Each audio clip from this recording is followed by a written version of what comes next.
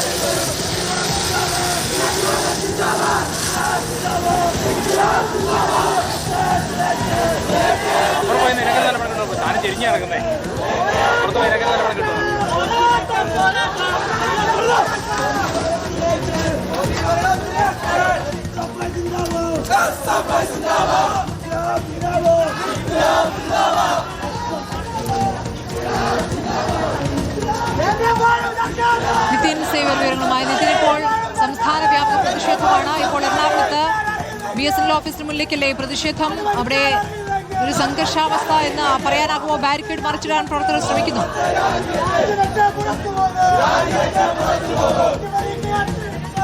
Ernakulam BSNL ഓഫീസിലേക്കാണ് SFI സംസ്ഥാന വ്യാപകമായി നടത്തുന്ന ഈ പ്രകടനത്തിൽ അല്ലെങ്കിൽ ഈ പ്രതിഷേധ മാർച്ചിൽ എറണാകുളം ജില്ലയിൽ പ്രതിഷേധം നടക്കുന്നത്. ഇവിടെ ബാരിക്കേഡ് അടക്കം തയ്യാറാക്കി വലിയ പോലീസ് സന്നാഹം കാത്തു നിന്നിരുന്നെങ്കിൽ പോലും ഈ ബാരിക്കേഡുകൾ മറിച്ചിടുന്ന അല്ലെങ്കിൽ അത് വലിച്ചു മാറ്റുന്ന ഒരു നിലയിലേക്ക് SFIയുടെ ഈ പ്രതിഷേധം എത്തിയിട്ടുണ്ട്. SFI പ്രവർത്തകർക്ക് നേരെ ജലപീരങ്കി അടക്കം ഉപയോഗിക്കുന്ന കാഴ്ചയും നമ്മൾ കണ്ടു. പ്രത്യേകിച്ച് ഈ നീറ്റ് ചോദ്യപേപ്പർ ചോർച്ചയുമായി ബന്ധപ്പെട്ട് സംസ്ഥാന വ്യാപകമായി SFIയുടെ നേതൃത്വത്തിലുള്ള വലിയ പ്രതിഷേധമാണ് നടത്തുന്നത്. നമ്മൾ കണ്ടതാണ്. നേരത്തെ വിവിധ ജില്ലകളിൽ ഇത്തരത്തിൽ പ്രതിഷേധ പ്രകടനങ്ങൾ നടത്തിയിരുന്നു. അതിന്റെ ഭാഗമായാണ് ഇത്തരത്തിൽ ഈ പ്രതിഷേധ പ്രകടനം നടത്തുന്നത്. പ്രത്യേകിച്ച് ഈ കഴിഞ്ഞ ദിവസം തന്നെ ഇതുമായി ബന്ധപ്പെട്ടുള്ള പ്രതികരണങ്ങൾ SFI നേതാക്കന്മാർ അല്ലെങ്കിൽ CPM നേതാക്കന്മാരുടെയൊക്കെ വന്നതാണ്.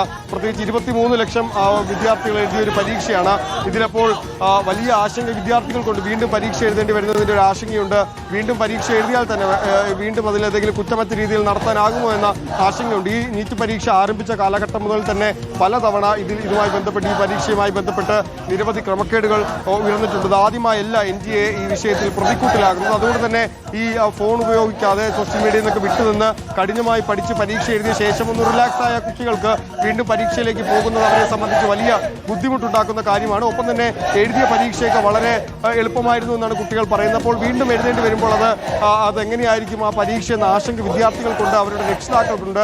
23 ലക്ഷം കുട്ടികളാണ് രാജ്യത്തെമ്പാടുമായി ഈ പരീക്ഷ എഴുതിയിട്ടുള്ളത്. അപ്പോൾ ഈ ചോദ്യപേപ്പർ ചോർച്ചയുമായി ബന്ധപ്പെട്ട് വലിയ പ്രതിഷേധം ഇതുമായി ബന്ധപ്പെട്ട് കുട്ടികൾക്ക്, വിദ്യാർത്ഥികൾക്ക്, രക്ഷിതാക്കൾക്കുമുണ്ട്. അവരുടെ പ്രതിഷേധമാണ് SFI, അവരുടെ കൂടി പ്രതിഷേധമാണ് ഈ വിദ്യാർത്ഥി സംഘടനകൾ, പ്രത്യേകിച്ച് SFI അടക്കമുള്ള വിദ്യാർത്ഥി സംഘടന അറിയിക്കുന്നത്. ഏതായാലും ഇവിടെ ഈ അവർ സംസ്ഥാന വ്യാപക പ്രതിഷേധമാണ്. നീറ്റ് പരീക്ഷാ ക്രമക്കേടിൽ SFIയുടെയും MSFന്റെയും പ്രതിഷേധമാണ് നമ്മളിപ്പോൾ കണ്ടുകൊണ്ടിരിക്കുന്നത്.